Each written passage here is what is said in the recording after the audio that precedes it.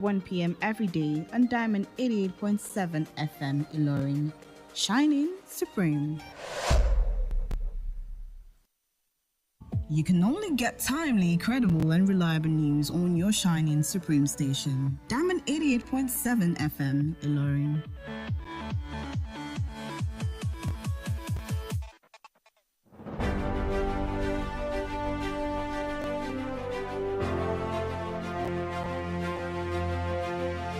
From the news desk of Diamond 88.7 FM Ilorin, this is News on the Hour.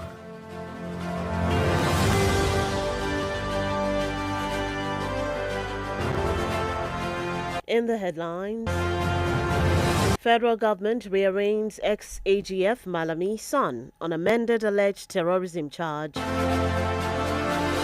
Presidency tackles Bisola over remarks at ADC convention.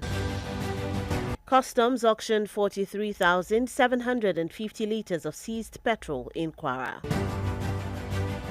2027 APC stakeholders in Ilorin West endorse Bolarewa for governor. On the foreign scene, Trump says Iran war nears end amid rising tensions, global concerns. And in sport news, Chelsea to test new players at Unity Cup. Good afternoon and thank you for staying with us on Diamond 88.7 FM Ilorin. This is the news on the hour. I am Bisola, Oduwole, Sulieman. We'll bring you details of the news after this break. Please stay with us.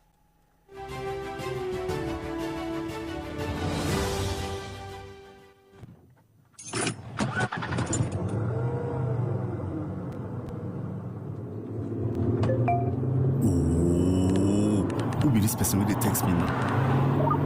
Oh, Bolan. Oh, me I go quick check am. I go text you later.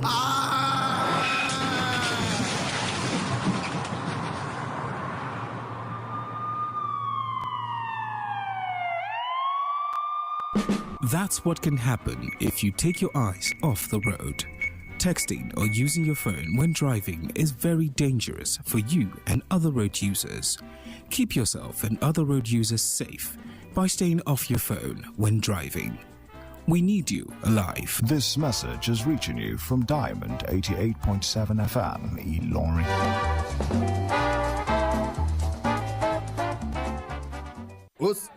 They never sabi anything. Now we get this town and city and we go burn and down as long as say you they give us better money. Nothing consign us. Just give us the change and we go scatter ground. Young man, wait, stop and think. Why cut your life short, following evil orders from unpatriotic elements? Ask yourself, would they put their own children in these dangerous situations? Is it worth the shame, pain, and disgrace to your family, friends, and loved ones? Think about it and say no to being used to disrupt the peace. This message is reaching you from Diamond 88.7 FM Ilorin.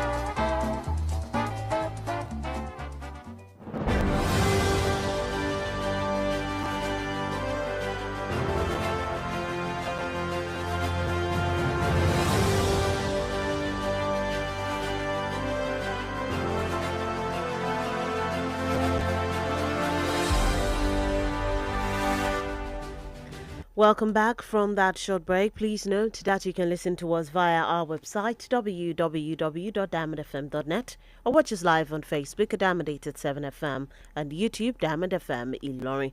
Don't forget you can follow all our social media platforms at Diamond 87 FM on Instagram and Facebook and at Diamond FM Ilorin on YouTube to keep up to date with us.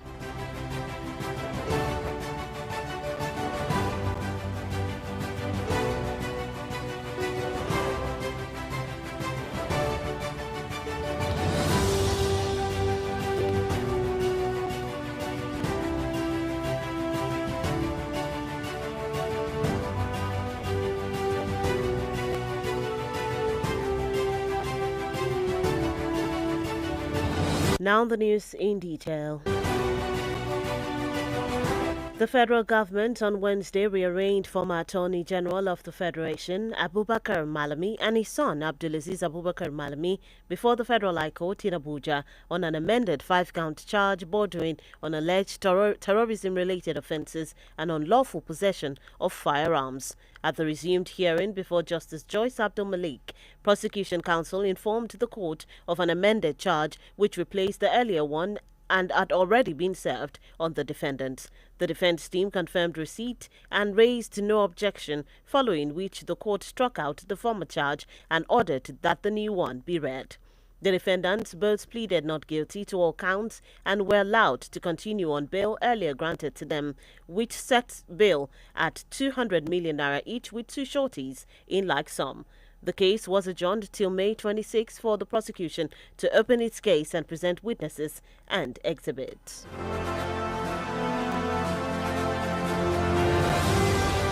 Bayo Ononuga has criticized former Osun State Governor Rauf Aregbesola over his remarks on President Bola Tinubu's renewed hope agenda, describing the comments as misleading and politically motivated.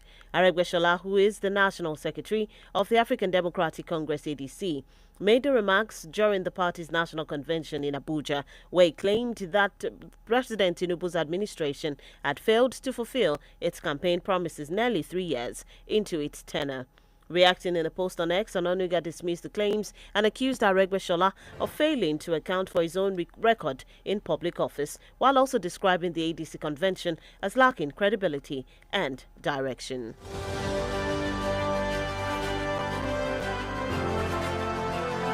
Meanwhile, in Kwara State, the Kwara Command of the Nigerian Customs Service has conducted a public auction of 43,750 litres of premium motor spirit PMS seized from suspected smugglers across border communities in the state. The fuel was intercepted along the Barotin, Kayama, Ilesha Barba and Salah Gwanara axis during coordinated anti-smuggling operations. Speaking during the exercise, the National Coordinator of Operation Whirlwind, Deputy Controller Abubakar Aliyu, said the seized petrol was valued at 43.75 million.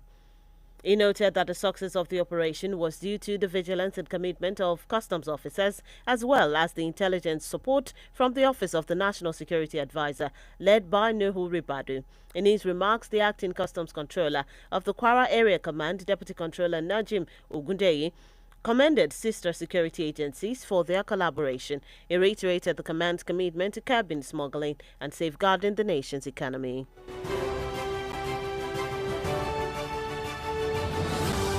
Still in Kwara State, the Kwara State Commissioner for Health, Aminat Ahmed El-Imam, has described the state as the best place in Nigeria to give birth and raise a child, citing significant improvements in the healthcare sector under the current administration. She credited Governor Abdurrahman Abdulrazak for what she called a remarkable transformation driven by strategic investments and reforms. El Imam said the governor, though not known for loud public displays, has converted 7 years into a lifetime of achievements in the health sector. According to her, the administration has repositioned Kwara's healthcare system through deliberate policies, improved infrastructure, and renewed commitment to service delivery across the state.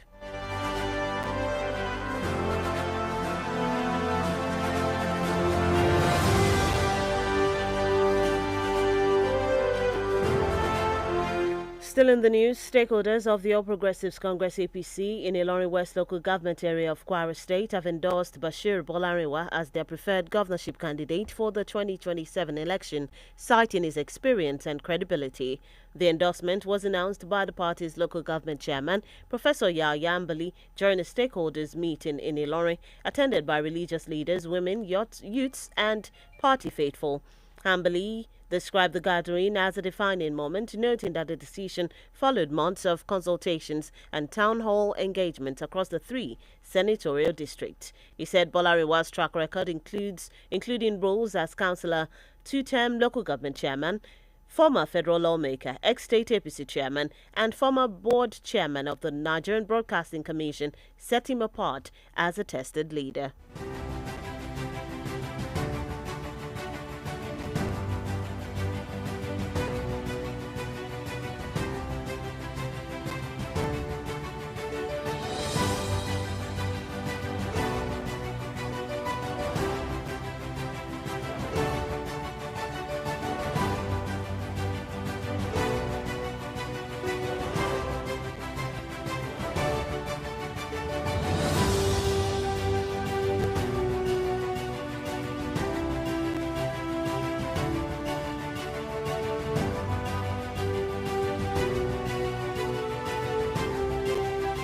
And lastly, on the local scene, the Kwara State Organizing Secretary of the People's Democratic Party, PDP, Oduwole, has claimed that many residents of the state are now expressing regret over voting the All Progressives Congress APC in the 2019 general elections. Speaking on Diamond FM's popular program about Adasi on Tuesday, Olaitan stated that a shift in public sentiment became evident during recent political rallies across the state. According to him, communities that were once hostile to PDP members in 2019 have now shown acceptance and support. He noted that some residents who previously rejected the party, even to the point of attacking its members, are now openly embracing PDP campaign activities. Olaitan described the development as a clear indication that the people of Kwara State are dissatisfied with the current administration and are seeking a return of the PDP in the 2027 elections.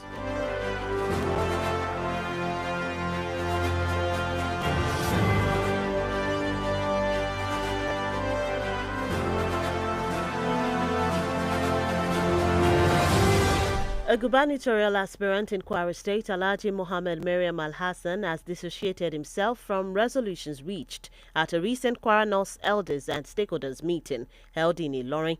In a press statement, Al-Hassan described the meeting as lacking inclusiveness and transparency, alleging that key stakeholders and blocs within Kwara North were sidelined in what he termed a predetermined process aimed at producing a consensus candidate for the 2027 governorship election.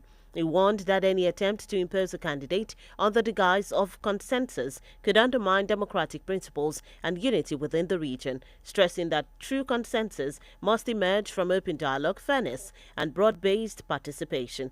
Al-Hassan also called on party leaders and members to ensure a level playing field for all aspirants, while urging President Bola Ahmed Tinubu to closely monitor political developments in Kwara State ahead of the party primaries.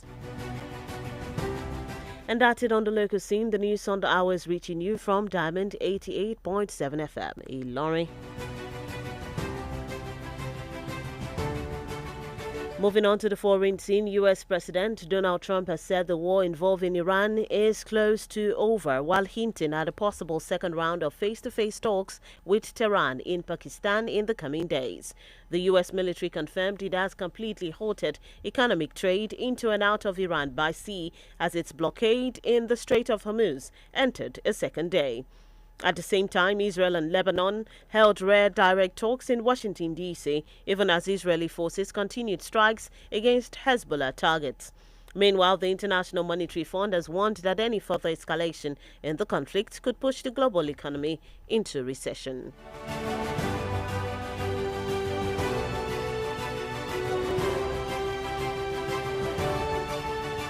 Still in foreign news, prominent Palestinian leader Marwan Barghouti has reportedly endured a series of violent assaults in Israeli detention, sparking renewed fears over his safety. His lawyer, Ben Marmarelli, said the attacks occurred over March and April, describing them as part of a pattern of escalating violations against the long-serving prisoner. According to Marmarelli, Barghouti, who has been imprisoned since 2002, was severely beaten on April 8 at Ganot prison in central Israel and left bleeding, with authorities allegedly denying him immediate medical care. The lawyer disclosed the details after a recent visit, warning that the repeated assaults could pose a serious threat to his life. And that's it on the foreign scene. Moving into the world of sport, Super Eagles head coach Eric Chell has revealed plans to use the 2026 Unity Cup as an opportunity to assess new players ahead of the upcoming international fixtures. The four-nation tournament will take place at the Valley from May 26 to 30, where Nigeria will defend their title against India, Zimbabwe, and Jamaica. Nigeria will face Zimbabwe in the semi-final, while India and Jamaica will clash in the other last four tie. Chelsea said the competition will serve as a testing ground as it looks to expand its squad by scouting players of Nigerian descent across Europe and identifying standout performers from the domestic league. Still in sports news, former Super Eagles head coach Sunday Olise has lauded Ademola Lookman for his match-winning display in Atletico Madrid's dramatic aggregate victory over Barcelona in the UEFA Champions League. Lookman's decisive strike ensured Diego Simeone's men progressed to the semi-finals with a 3-2 aggregate win over their La Liga rivals. Reacting to the performance, Olise praised Lookman's influence and growing maturity, describing him as a true game changer. The Nigerian winger also etched his name in history, becoming the first Nigerian since Kelechi Iheanacho in 2016 to reach the Champions League semi-finals. With that, we've come to the end of the news on the hour for today. But before we go, here's a recap of the major highlights. Federal government rearraigns ex-AGF Malami's son on amended alleged terrorism charge. Presidency tackles Aregbesola over remarks at ADC convention. Customs auction 43,750 litres of seized petrol in Kwara. And on 2027, APC stakeholders in Ilorin West endorse Bolariwa for governor. On the foreign scene, Trump says Iran war nears end amid rising tensions, global concerns. And in sports news, Chelsea tests new players at Unity Cup. And those are the major headlines as brought to you this afternoon. Before we wrap up the news, we take a look at our today in History segment. Did you know that on this day in the year 1865, former U.S. President Abraham Lincoln died after being shot the night before by John Wilkes Booth? Now you know. For news coverage or information about happenings around you, kindly contact the Diamond FM newsroom number on 091-606-2756, 091-606-27526. Do join us at 3 p.m. for the news flash and at 5 p.m. for the news across the world for a comprehensive bulletin. Don't forget to log on to our website www.diamondfm.net to keep up to date with us from any part of the world. Download our app on Google Play Store and iOS Apple Store, Diamond FM. The news on the hour was put together by Adeyemi Adewale. I am Bisola Oduwole Sulieman. Thank you for listening to your Shining Supreme Station. Please stay tuned for the news in Yoruba coming up shortly.